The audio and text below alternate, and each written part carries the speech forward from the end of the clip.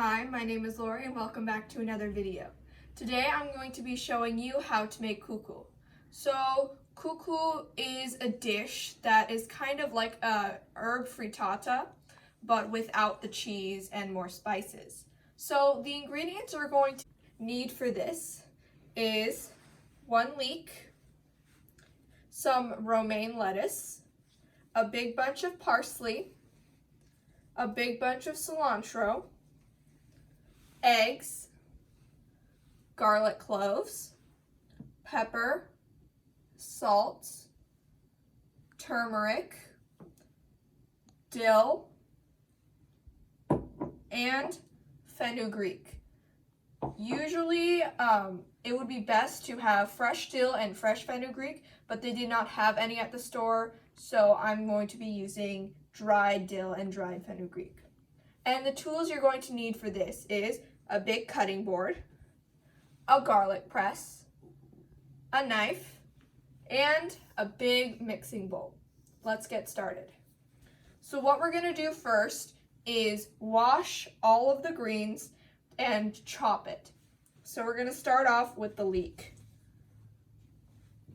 So when washing a leek, it's best to cut it in the middle, just like this.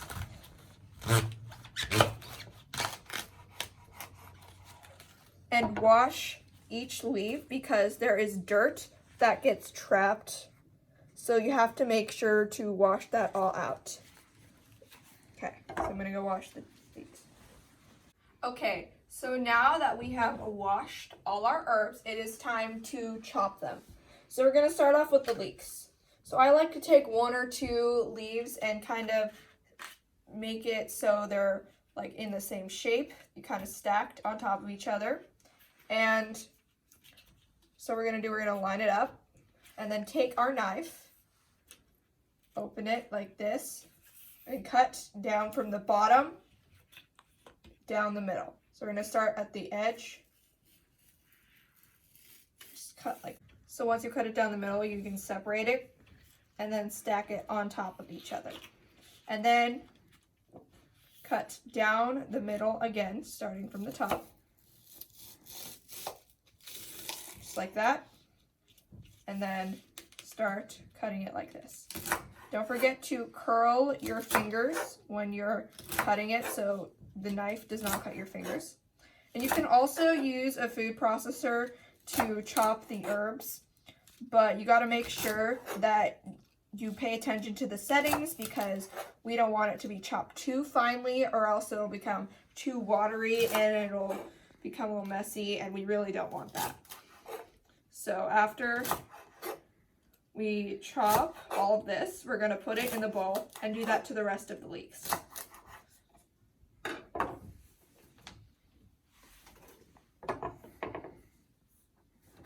So now that we've chopped all the leeks, we're going to move on to chopping the head of the leek. So how we're going to do this is first we're going to cut off this part because we are not going to use this. So we're going to put off to the side. Then we're going to go cut down the middle, just like this. And then we're going to start chopping. Just like this. And when you put it down the middle, like laying it flat, it makes it more stable so it's easier to cut.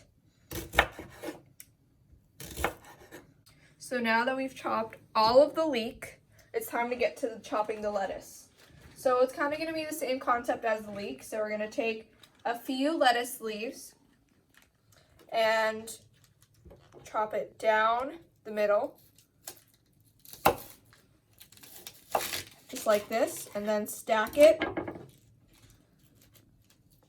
and then just keep chopping vertically like this. And we're going to be doing that to all of the lettuce leaves.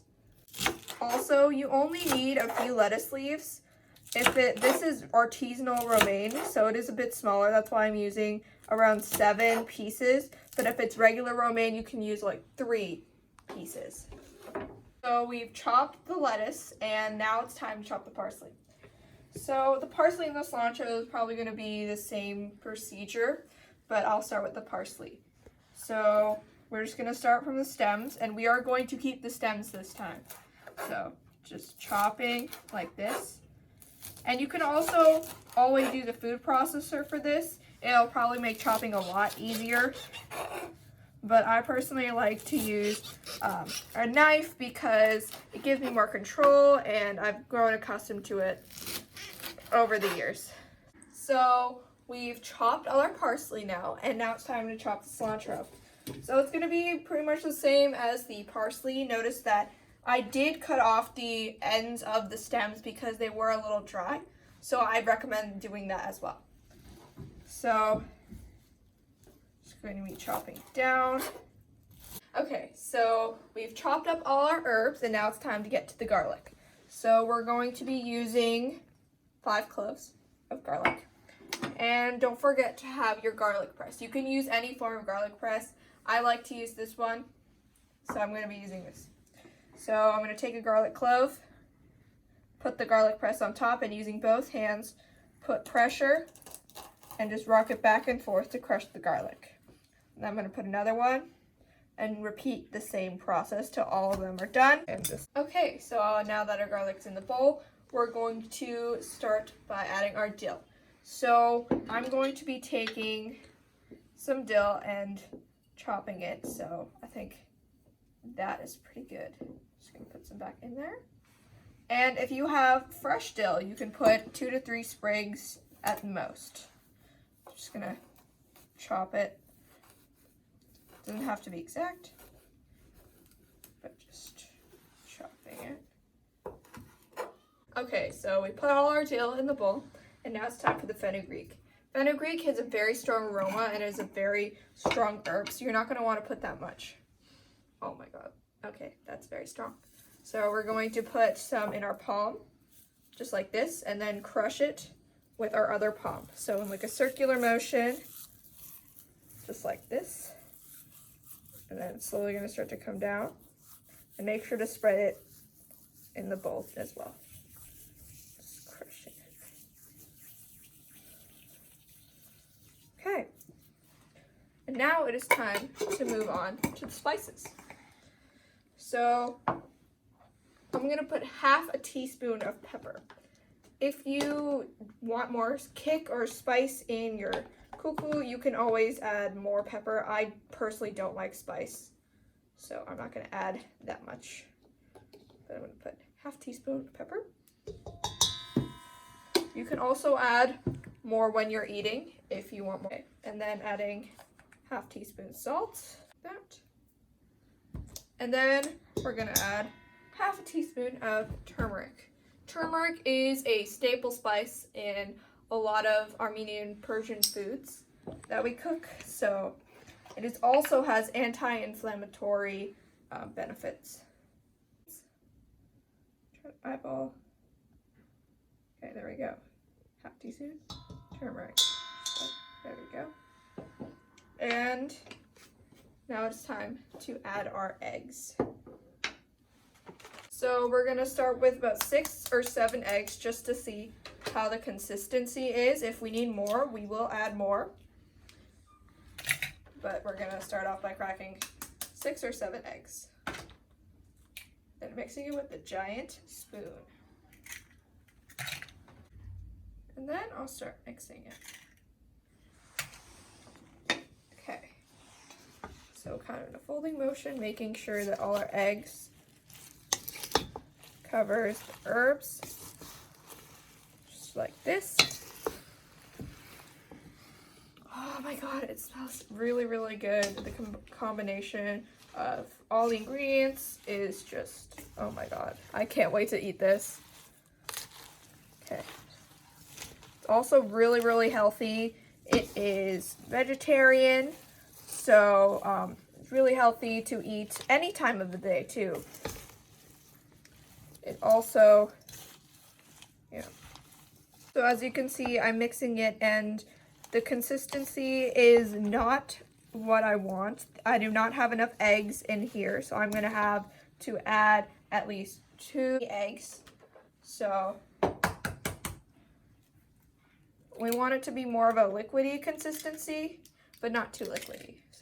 So this is the consistency you want in your kookoo. And in total, I ended up adding a dozen eggs.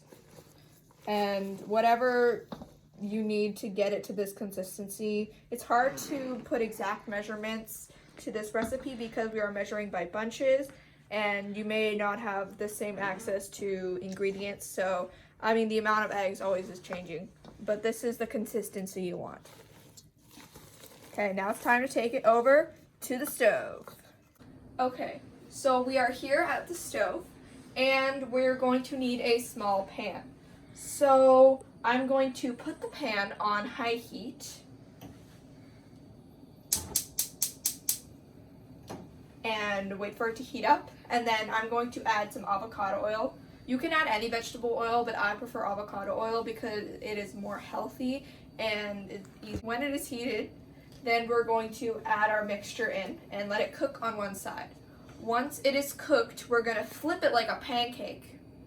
And then once we do, we're going to let that side cook and then we'll be done. A lot of people like to use bigger pans too, more expert cooks. I like to use a smaller pan because I have more control. And also keep in mind that you should be wearing an apron or some sort of covering because if the turmeric gets on your clothes, it will stain. So I'm going to add the avocado oil.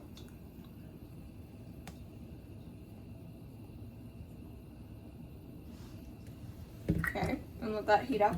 And when it's heated enough, when you put in the kookoo mixture, it should sizzle when you put it on the pan. So now that we put in our oil, just enough to cover the bottom of the pan, we're going to test a piece of the kookoo mixture to see if it sizzles. So put a little bit. Oh, it's sizzling, so it's time to add the rest of our mixture. And make sure when you're adding it to continue to stir it because otherwise the liquid will go to the bottom.